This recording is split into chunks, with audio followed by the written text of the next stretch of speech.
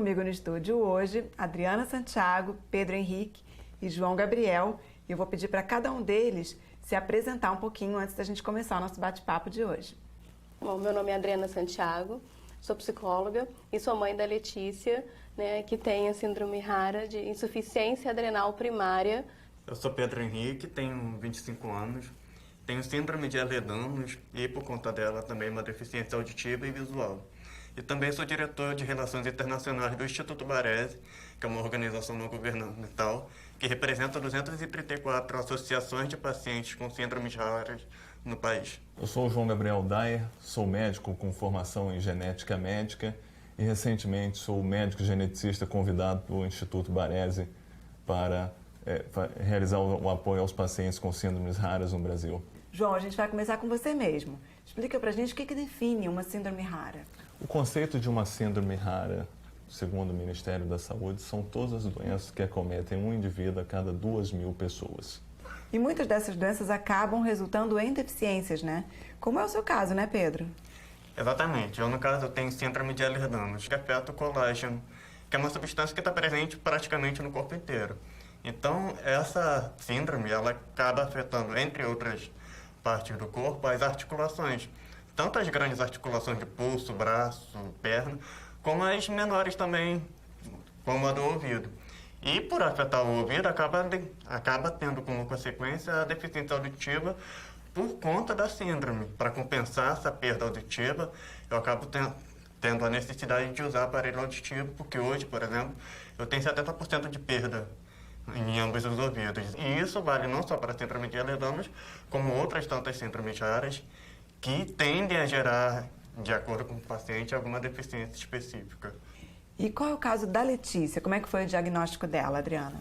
Então, a Letícia tem insuficiência adrenal primária. Você olha para ela, você imagina que ela não tenha nada, mas ela tem sim uma síndrome rara. Porque ela começou com dores abdominais, falaram em gastrite, mas a menina não tinha gastrite. E para você ter ideia... Ela tinha que idade, Adriana? Ela tinha 5 anos, né? E foram 3 anos para chegar a um diagnóstico fechado. E ela chegou a parar de andar de tanta fraqueza, porque tem a fraqueza, tem a fadiga. Ela entrava no soro, melhorava, ia para casa, 2 dias depois estava tudo de novo. É muito complicado, né? Porque quando você tem um diagnóstico, é isso, mas você tem uma gama de informações, é diferente. Claro. Né? Mas você não tem nenhum diagnóstico, você vai se desesperando. E nas minhas andanças, quando suspeitou que ela tinha insuficiência adrenal, eu comecei a procurar, né, e ver se existia outras pessoas, porque a sensação que a gente tem é que nós somos o único no mundo que está passando por aquilo. Porque você não encontra ao redor gente com aquilo. Então, João, toda síndrome rara, ela tem uma manifestação precoce? Não. Existem síndromes raras com uma manifestação tardia. Essas síndromes muitas das vezes vão ser diagnosticadas quando a criança já passou da sua primeira infância, onde pode acontecer às vezes distúrbios motores, um distúrbio cognitivo mais perceptivo para um médico poder visualizar e encaminhar para um profissional mais especializado. Essa é até uma pergunta interessante, porque traz à tona um erro comum que é disseminado quando a gente está tratando do assunto de síndromes raras. Porque existe uma ideia, que é amplamente até compartilhada, de que toda síndrome rara é uma manifestação precoce, que a criança vai nascer e logo de cara eu vou perceber. Não é uma regra geral, como o próprio Dr. João falou. Você tem casos, que até corresponde à maior parte, que realmente você já percebe logo na primeira infância sinais de que há algum distúrbio ali por trás, mas grande parte também, apesar de não ser a maioria, mas é um grande número, você tem pessoas que só vão apresentar algum sinal já na idade adulta. E aí é onde entra a questão do diagnóstico errado, e que justamente por você tratar o sintoma, mas não tratar a raiz do sintoma, aquele problema acaba se desenvolvendo de uma forma que gera um quadro mais grave para aquele paciente. Mas como falta o conhecimento do contexto mesmo inicial, ele acaba não tendo nenhum acompanhamento médico para isso. Não chegou a ser o caso da Letícia. Não. Mas também poderia ter sido, né? Porque o diagnóstico foi difícil dela. Foi muito difícil. Eu encontrei muito mais adultos que desenvolveram, né, do que crianças.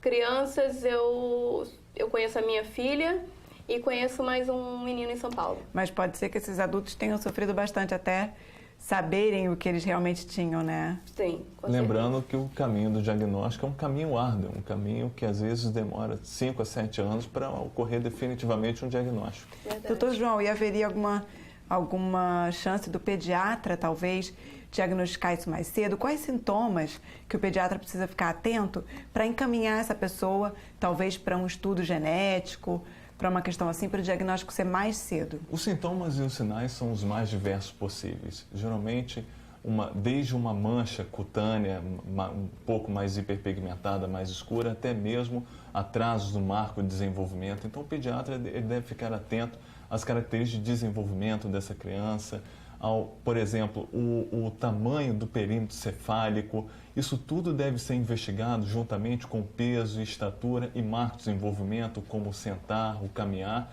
para que ele detecte precocemente e encaminhe para uma assistência mais especializada para prover o cuidado e o diagnóstico desse paciente.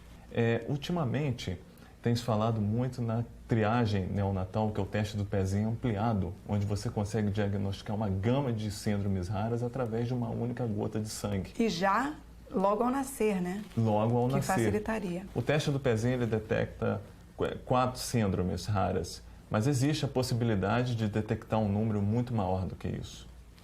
Pedro, o Instituto Baresi ele surgiu um pouco para contemplar essas famílias, essas pessoas que têm a síndrome rara. Fala um pouquinho do papel do Instituto. Então, o Instituto Baresi ele trabalha como um intermediador entre as associações e o Estado, propriamente dito. Então, a gente tenta, na medida do possível, servir de suporte, seja principalmente de informação ou jurídico, orientando na questão de direitos que o paciente, enquanto pessoa com doença rara ou pessoa com deficiência, possa ter. Então, a gente faz esse caminho, a gente intermedia essa relação entre pacientes, familiares e o Estado na questão do oferecimento do serviço de saúde. Então, hoje, o Instituto Baresi ele é o porta-voz de 234 associações espalhadas no país. Essas associações, cada uma tem um foco específico. Então, como são muitas associações, a gente acaba atuando como um catalisador das demandas que cada associação vai ter de acordo com o seu cenário particular, né? Mas vocês atendem também uma pessoa que não é de uma associação, mas que talvez desconfie, que tem um filho ou que tenha uma síndrome rara?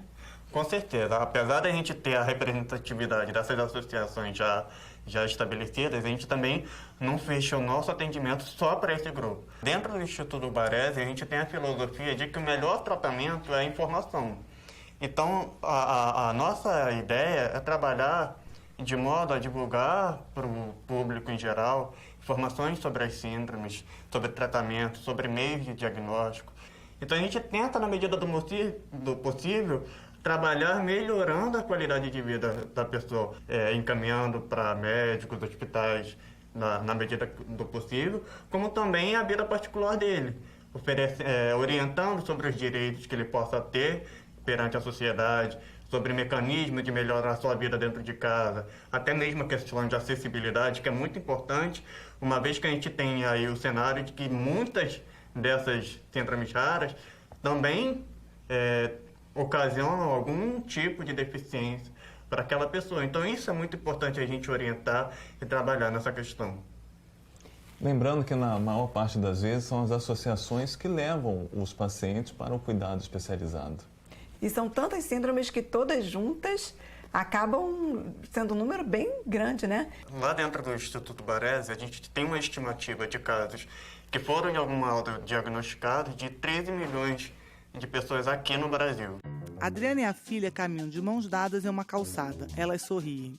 Meu nome é Letícia, tenho 12 anos, eu estou no 7º ano e minha matéria preferida é Ciências.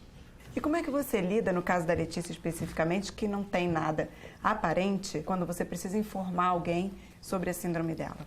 Então, na escola, eu sempre peço logo, a primeira coisa, uma reunião com a direção, coordenação, explico o caso, né? E eu mandei fazer, nos Estados Unidos, as pessoas quando têm a insuficiência adrenal, eles usam uma pulseirinha com o nome lá, insuficiência adrenal e a medicação e telefone, porque pode ter um desmaio. E se a pessoa estiver sozinha, nesse desmaio, é para entrar no pronto-socorro, para entrar com a medicação venosa. E no caso da Letícia, como aqui no Brasil não existe isso, eu peguei e fiz um cordãozinho para ela, né? E esse cordãozinho tem a informação que ela tem a insuficiência adrenal e tem os números de telefone. Em São Paulo, no Hospital das Clínicas, eu ganhei uma carteirinha que eles mandaram fazer agora, que tem toda a medicação. É como se fosse um cartão de crédito. E aí ela anda com ele. Um dos projetos até esperado nessa questão da carteirinha seria uma identificação para o paciente como paciente com síndrome rara, que existe já na Europa e nos Estados Unidos, só que não tão padronizado quanto na Europa. Que seria um modelo mesmo padrão de uma carteirinha identificando o paciente com as suas características mais essenciais e também o fulano de tal, paciente com síndrome tal e, se possível, os acometimentos mais comuns. Né? E as medicações? A gente tenta implantar isso, não tem sido fácil, porque, primeiro, que necessita de adesão, né?